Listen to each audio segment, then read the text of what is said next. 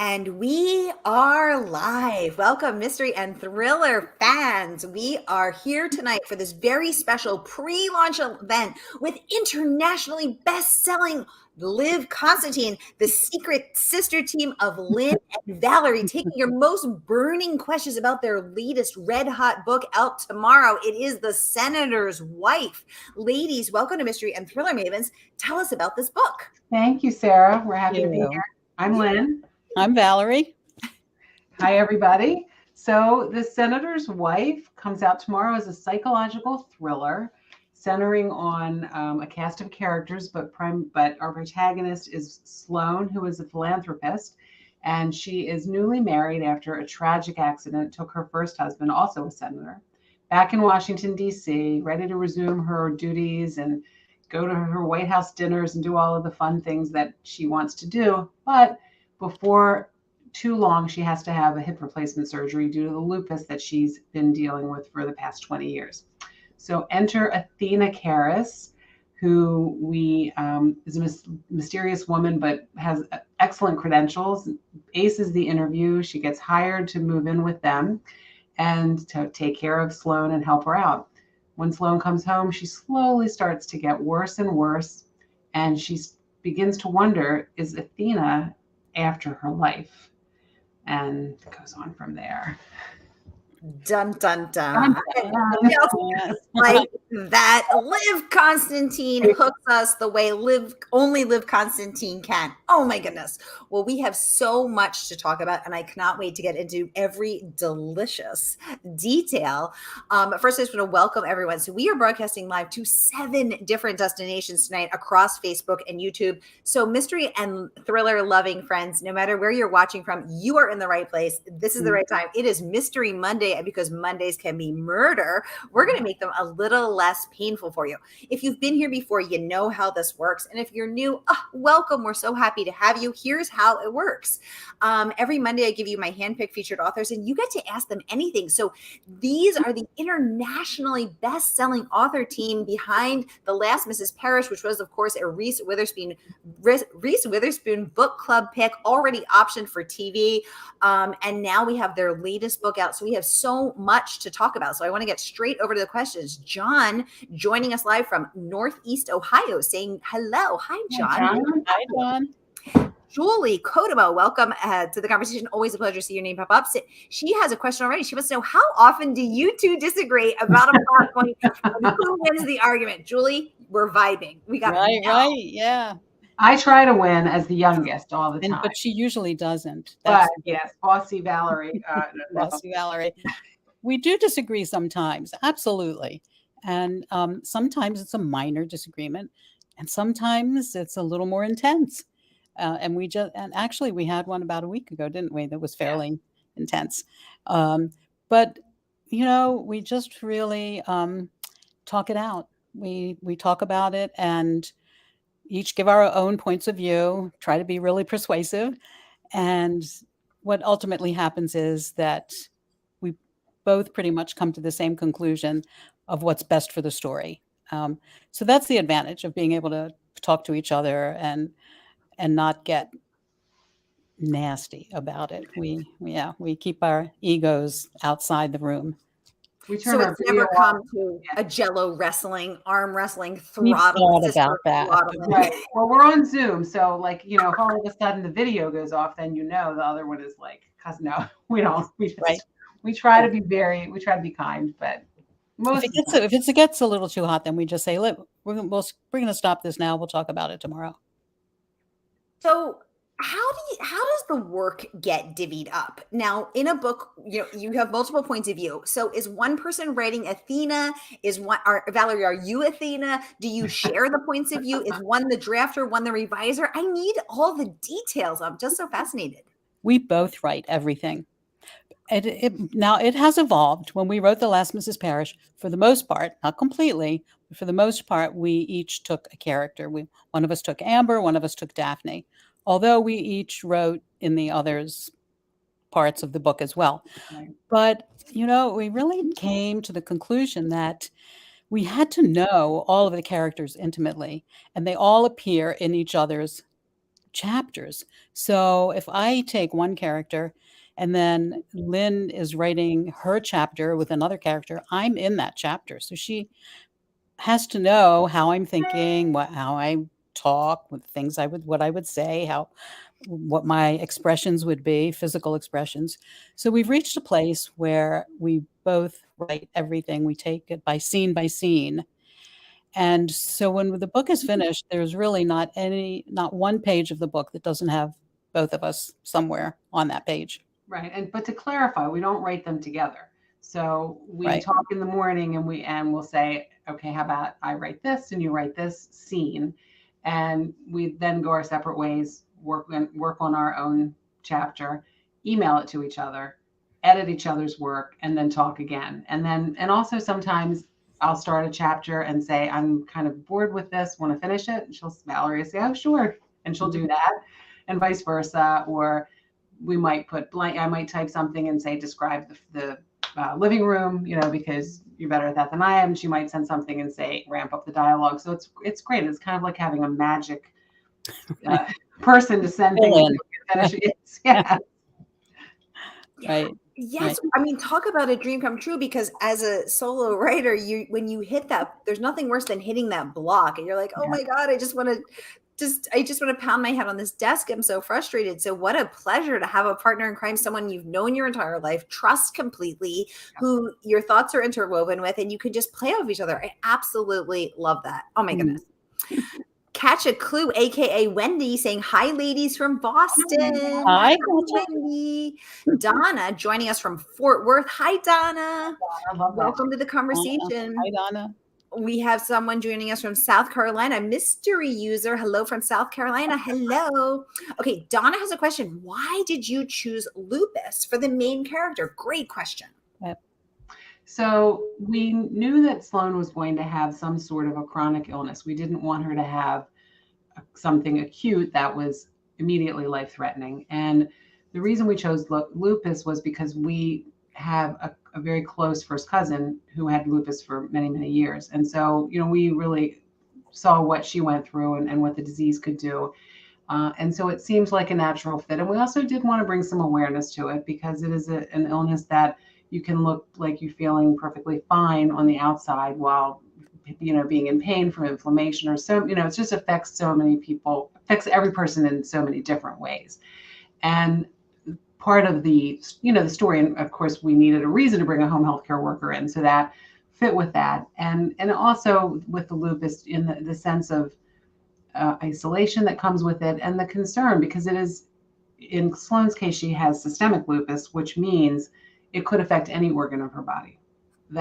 So it's an apprehension and a fear that she has to live with and learn how to manage, and not let it overtake her life. And so, we tried very hard to strike that balance where her as a full person and a whole person, and that her disease doesn't define her, but certainly it is something that she has to learn to contend with and to overcome at times. I love that you wanted to bring awareness to it, and seeing your first cousin live with lupus. What a wonderful way to honor her and to bring more awareness to this important issue. Julie is sending us so much love. Thank you, Julie. Thank you. John is saying the twist toward the end was a hell yes. Oh, thank you. I'm so glad. That's great. So let's talk about your process. So how are you guys plotters? Are you pantsers? Do you plan out, and without any spoilers, did you plan out that hell yes twist toward the end, or did you go back and say, let's twist it up a little more? Give us the skinny. We're both. We're plotters and we're pantsers. So we called ourselves plantsers. Right? We're a hybrid. Because we do plot things out, and we do start with a twist, but we don't tie ourselves to a rigid outline. So we allow the story to sort of evolve as we go along. But we have a good idea of where we're going. But then we can veer off a little bit on the way as we get to the end.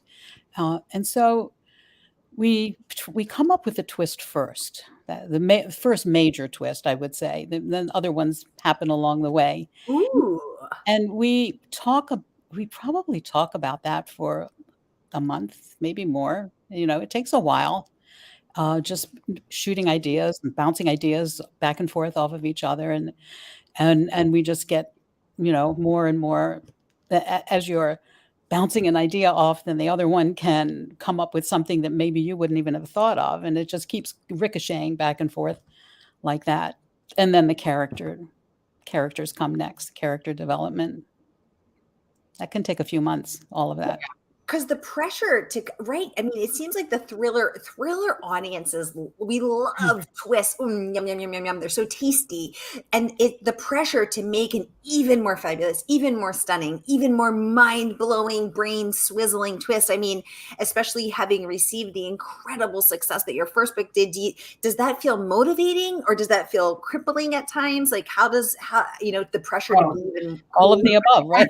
Yeah, and it does, and that's the problem, because when we're talking about it and we'll say something, and then we're always thinking too, well, if we do this, that's what people are going to expect, or they're going to think we're going to do. So it's almost like you have to go through 10 sort of iterations. Well, we'll do this and we'll say it like this, and you hope, and then of course we also really care about our characters, and we do always have sort of themes in our books. There's, in this book, one of the other things is a strong friendship theme, and there's a strong theme about women. So it's, even though we want an exciting twist in it, we start with that, we still want to tell a story that's going to draw people into that world, that's going to make people care about the kids. We love the characters. We do feel like they're people by the time we're finished. Right. And I mean, most of the time when we know we've hit it right is when we'll email and say, I cried at the end. And Valerie's, I cried too. And that's when we know, okay. Oh, so you both cried at the end of this book? Yeah. We did, actually.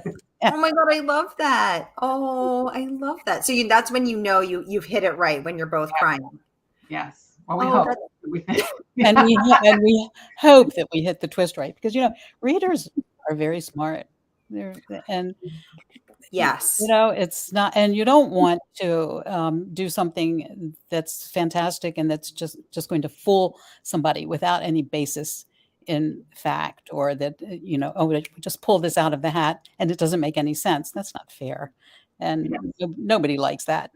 Nobody likes that. Yeah. So it's difficult. It's, It is. We love it when readers say, "Oh, well, I had to go back and look at everything, and then I saw, okay, yeah, I could have guessed if I had paid more attention." So that's what we try to always play fair with the reader. That is the goal, and it ain't easy. It ain't easy to get to roll it down the middle where the reader feels that you have played fair, and to Valerie, your point, you're not pulling it out of a hat, you're not pulling it out of nowhere, but they go, but it's good enough and twisty enough that you don't see it coming. So I mean, this is not an easy balance to achieve. Oh my goodness. Good question here. Mystery user would like to know, was this the original title, The Senator's Wife? Give us spill the tea. No, it was really dark mercy. Right. That was Dark Mercy. And then they were like, well, I mean, we changed it before we actually sold it to Random House, but that was the original working title. And then it was The Senator's Widow.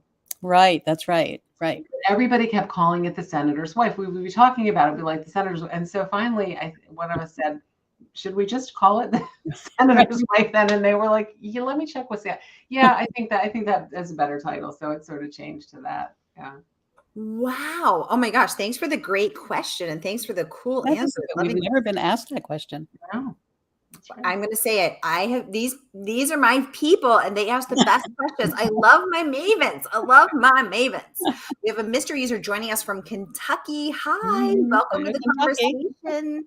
So good to have you here. George joining us from Texas, saying, good evening. I'm back for another wonderful time. George, always a pleasure to have you, sir.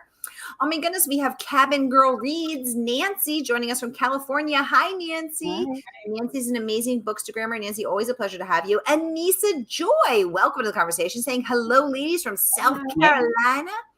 Anissa, such a pleasure to have you. George saying, yes, my wife has lupus. It's so not fun, and you feel helpless in not being able to help the person who has it. Right. It is. I'm so glad to see a main character, a dynamic, interesting, full-bodied person whose entire identity is not this disease. She's so much more than that. I'm so happy to see her on the page, and George, I'm hoping and guessing that you are as well. And Nisa would like to know, ladies, do you start with character, setting, or plot? So we start with plot in so much as it's sort of the twist and the premise, I would say, right? And then that leads to the characters and setting. Yeah. And again, setting sometimes changes. This one was originally set in Connecticut and we moved it to DC. Right. So a lot of changes. Yeah. The senator was from Connecticut. Right. And living there, and then and of course working in DC, and then that kind of became cumbersome, and we sort of looked at each other and said, "Why don't we just move it to Washington? It's much easier." He was taking the train all the time, and he was really getting on my nerves. Can you just move? Too much commuting. Right. This is becoming the senator on the train. That's right. Exactly. That would have been a good title, right? I'm available for title brainstorming anytime.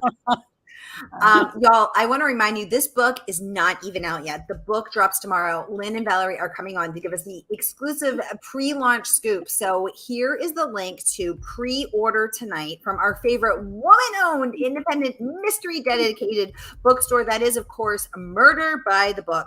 So no matter where you're watching from, Facebook or YouTube, here is that link. You can click and pre-order your copy of The Senator's Wife, previously The Senator's Widow, previously Dark Mercy, now The Senator's Wife. You are going to want to get your hand on this twisty, delicious tale, and here is that link. So click and pre-order, and then let us know if that twist is a hell yes for you. I'm guessing that it will be.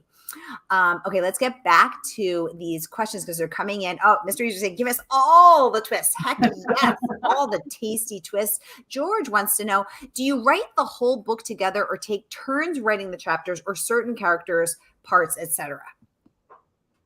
So we write the whole book together, but by how we do it is by taking turns with the chapters. But we always edit each other's chapters, and then even when we're finished that first draft, we each go through the book separately and make notes, talk about it, make more edits, and then one will go through and do a whole nother edit, like a line edit, send it to the other person who will then accept or reject the changes, and then do the same thing back.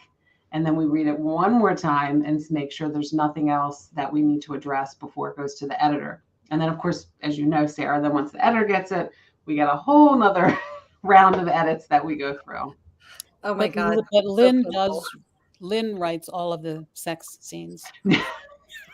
Liar. What? Lynne, I am blushing. I am blushing. Is this true? This is not true. I send them all to Valerie and say, hey, can you please write this sex scene?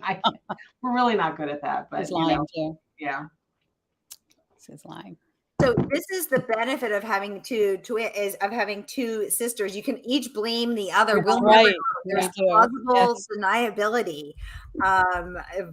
Because is that weird to do the sex scenes? If you're like, oh my God, my sister wrote this. Oh, hell. And especially for you, Valerie, you're like, my baby sister wrote this. How does she know about this? Worse when our children read it and say, well, my daughter, my daughter won't read it. And they're not even, as you know, they're not really, the door is shut after 2 seconds. So it's nothing that graphic. But even from our first book, Circle Dance, which hardly had anything in it, and she read that and was scandalized. She's like, I can't read your book. I can't know that my Aunt Valerie, my mom wrote that. I mean, how old was she then? She was pretty young. She was 16. She still won't. She's 22. She's like, I mean, I have to be like, there's no this here. Read this one. There's like nothing in it. Oh my gosh, I am here for this conversation. I am loving it. Oh my gosh, ladies, this book has earned so much incredible praise. I want to talk about so much of it. I'm so excited. So let's dive kick off with AJ Finn, #1 New York Times bestselling author of The Woman in the Window. He says it's a high stakes paranoia thriller, slippery as a politician's handshake that is both sophisticated and irrepressibly fun. First of all, congratulations on that rave review. So this is not your first rodeo. This is not your first twisty thriller. What's the secret to writing a sophisticated, irrepressibly fun thriller, slippery as a politician's handshake? What have you learned? What can you tell us? That's a great, well, It is. yeah. I think that probably the biggest thing we have learned is how much revision and how much massaging that the book really has to take. And that, especially with this one took 2 years, and it went through a lot of, as we've said, a lot of iterations, and sometimes almost a full rewrite. And, I think there's that tendency you're finished and you're like, oh my gosh, I don't want, if I change this, it changes this, and this, but we're at a point now we're like, well, too bad. If it has to change, it has to change. And that's what, I think that's, wouldn't you say, Valerie, like the biggest? I absolutely would. And the other thing is that I think that you start to realize the more you write that there are things that you take for granted, or that you assume you have put in the book that the reader knows. And because you have it in your head, a backstory, or a fact or something that happened. And as you're reading it, you have that information in the back of your head. And then you have to do a read through where you erase all of what's in your head. True. And say, well, does the reader know that? I mean, how the reader doesn't have this information. I have it. It's sort of a split that you have to do in reading it in a different way than as the writer of it, but as a potential reader of it. That's a good point. Yes, it's such a great point, because you assume that because our life, something so mundane as the weather or the traffic or the direction of traffic or what side the steering wheel is on or whatever. Yeah. And it's so true, because you're like, well, of course it's that way. Everybody knows that, except the wait, they don't. That is such a great point. Thank you for that, for pointing that out, because it's something that I struggle with as well. I'm like, wait, you guys aren't psychic yet? Keep up. Right. You're not walking around inside my head. Another rave review that I really loved was from Chandler Baker, who came, Cutting Teeth is out. She says, it is a deadly cocktail of medical mystery, family drama, and psychological suspense. I'll admit, The Senator's Wife really got me. So this book really got me too. And I know why I feel it got me, but what do you think? What do you think is the secret to getting Chandler Baker? Is it the depth of the characters? Is it the vulnerability of a character with a chronic illness? Is it someone who's gone through a trauma that's so painful? What do you think it is that really resonates with people? I mean, maybe part of it is, and I think this holds true for a lot of the psychological thrillers, is that all of these situations are situations in which others could see themselves very easily. So we're not writing about spies and, in these worlds that other people don't occupy. Any one of us could have to hire someone and bring them into our home. And, Valerie and I were talking about this, and Val was bringing up the point that, more and more people are doing that in terms of whether it's they're on an older parent or an illness, or even just somebody coming in to help out with kids, or, we're bringing people into our lives. So I think if you can put yourself in the position of a protagonist, it's so much easier to relate and to kind of feel that and be right there with, you can be right there with Sloan thinking, my gosh, like, oh, this could happen to me, and what would I do and how would I deal with it? So. That is such a great point, Lynne. And I think about that a lot, because as someone who struggles with anxiety and has always struggled with anxiety, I think to myself, why do I read thrillers? True crime podcasts and documentaries. It's just, it's cranking up my fear. And I think ultimately it's, what I find comforting about it, ironically, is that it's addressing those deep fears of, you're at your most vulnerable. You cannot get up and around the way you want to. Being injured is so vulnerable. Having a chronic illness is so vulnerable. And so the idea of fearing that the person you're trusting to care for you could in fact be trying to kill you, take your husband, take your life. Talk about terrifying. And I think you're exactly right. Addressing those fears instead of just pushing them away or trying to ignore them, but to really hold it up and say, let's look at this. Yeah. I think you're exactly right. That's such a smart Smart insight. Thank you. Oh, thank you. Julie wants to know, ladies, do you read your reviews? I want to know too. She doesn't read them. I do, and then I will send her the nice ones. She only sends me the nice ones. I always joke and say that if like Valerie were ever married, she was ever the first lady, we'd have to hide all the newspapers. We could never let her see anything bad. So yeah, she's a little more. I don't like bad reviews, but I know that that's, we all get them, and so but sometimes if it's something really mean, I might say, oh, I have to share this. Yeah. Yeah. Really mean ones she'll send me. Yes. So Lynn, you read everything, Amazon, trades, magazines, you read all. Wow. Okay. Now, first of all, thank you for admitting that, because I think there's so much pressure to be like, oh no, I don't read my reviews. I read my reviews. Like I'll say it. I don't. If there's a self-disciplined person, clearly there is. It's Valerie. He's clearly a stronger person than I am. I dive right in that rabbit hole. I don't think it's that at all. I don't think. Tell me, Valerie, what is it? Well, I think it's the book is finished. The book is done, and you read a review that disparages it, or especially the ones that are. I mean, there are reviews. If you honestly don't like the book, that's okay. That's, we all have differences. Not everybody loves all the same books. Every book has bad reviews. I'm not saying that there shouldn't be any, but it sort of feels like, well, gosh, it's finished now. I can't do anything. I can't go back and do anything about that, or, change it or make it better. It's finished. It's done, and on to the next thing. And it's just, I think it also can sort of rattle your confidence. And could affect, for me, writing the next book and feeling like, oh. I love that, Valerie. I love that, because you're exactly right. There's nothing you can do. It's out there. It's done.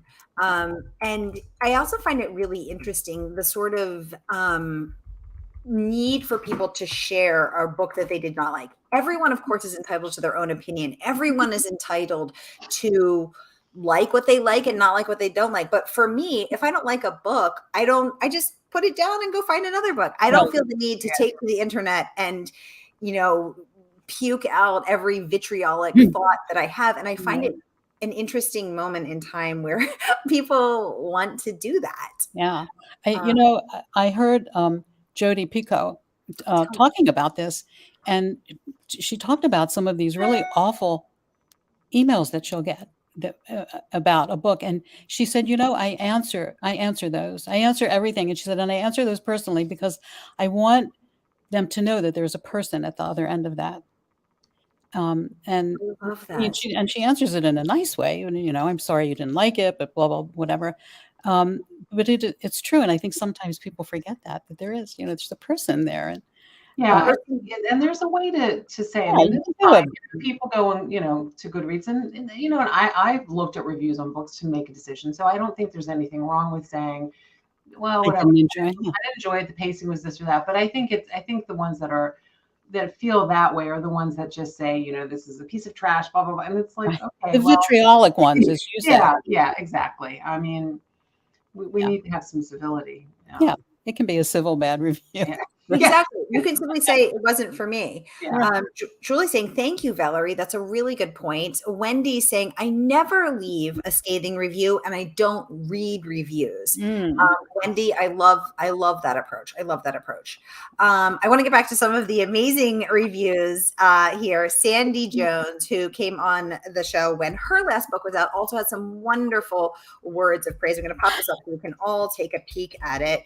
She says, the senator's wife is a scandalous tale by the master of suspense. I loved that. I was unable to put it down until I knew how it was going to end because I couldn't possibly have guessed. So here again, talking about, we're saying, that you got to play fair, but you want people to go back and say they didn't see it coming. Here you have succeeded in fooling Sandy Jones. So I feel like #goals were made.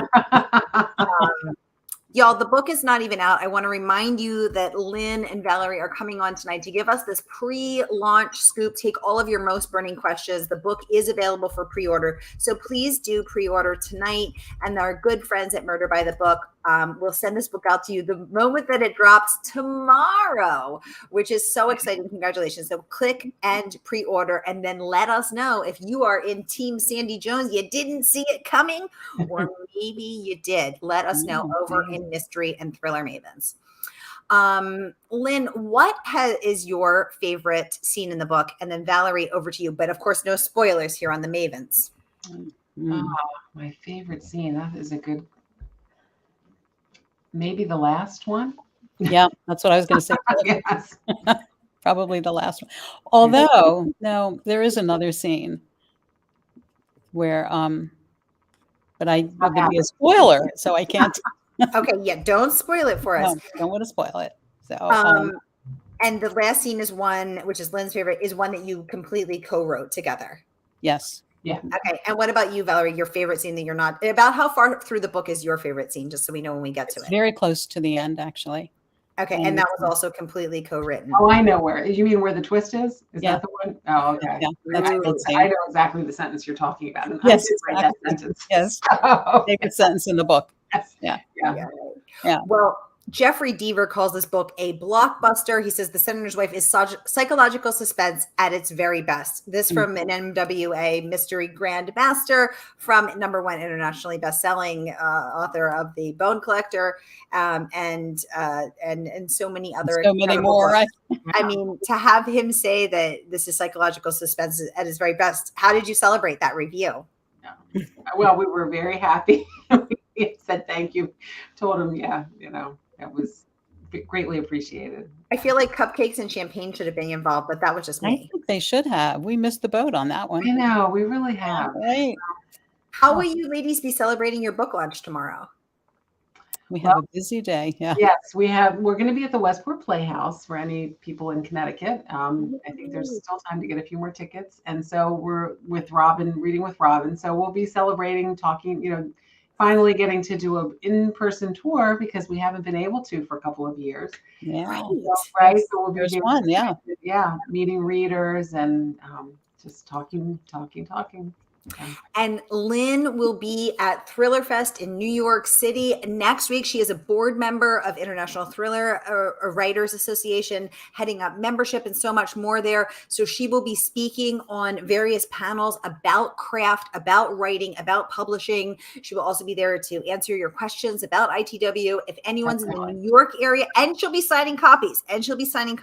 So if you're in the New York tri-state area, please do join us at Thriller Fest to get your copy signed. If you're in Connecticut, join the ladies tomorrow at their launch event so you can get a double signing, double trouble, double the fun. Right. Kirkus calls this book gasp worthy, and Kirkus is cantankerous, as the New York Times said. So congratulations. They said New York Times said reliably cantankerous. So I get this tattooed on my forehead if I was you. Yeah. Publishers Weekly saying this is the perfect storm of perfidy. Or perfidy. I'm not sure how to say that. Actually. Yep. Thank you. Mm-hmm. And Booklist saying this is a well-crafted thriller of the world of the rich, powerful, and superbly attired. I did enjoy the fashion ladies, not going to lie. I would like to have Sloane's wardrobe. I'm available. Right. So we have a mystery saying reliably cantankerous. It's so good, right? It's so true. Ladies, thank you so much for coming on to give us the inside scoop. Everybody, here is that pre-order link. I'm posting all of their incredible reviews in the comments so that you can read them, because it is a who's who list of fabulous authors who are raving about this book, and you'll want to pre-order tonight and then come over into Mystery and Thriller Mavens and spill the tea. Let us know if you saw that twist coming. Let us know what you think of Sloane and Athena and all of the incredible characters. So here is that link one more time. Pre-order, you guys. You're not going to want to miss this. I want to give a special shout out to blonde thriller lover Tanya Cornish, who did so much to support this event, and all of her incredible band of bookstagrammers. They are Thriller Book Lover promotions. They shouted. I mean, I think I saw like 4 shout outs. Thank you. Yeah. Thank you guys so much. Thank you. Yeah. Y'all, that is a wrap on this Mystery Monday with internationally best-selling authors and sisters, IRL, Lynne and Valerie Constantine. They are Liv Constantine. Ladies, thank you all so much. George saying thank you all so very much. I really enjoyed this. George, always a pleasure to have you. George is a cryptographer, retired from the Navy, and our resident thriller lover over there in Houston, Texas. George, always a pleasure to have you, sir. Thank you. Thank you, George. Y'all, that is a wrap. I will see you next. Oh, wait, no, next Monday is Memorial Day. We are off next Monday. I will see y'all in 2 weeks. We have Wendy Walker and Hannah Mary McKinnon. You're not going to want to miss that. Nice. That'll be a good one. Ladies, I'll see you at Thriller Fest. Thank you so much, Sarah. Sarah. Thank everybody. Thanks for coming. Thanks to everybody. Thank you. Hey.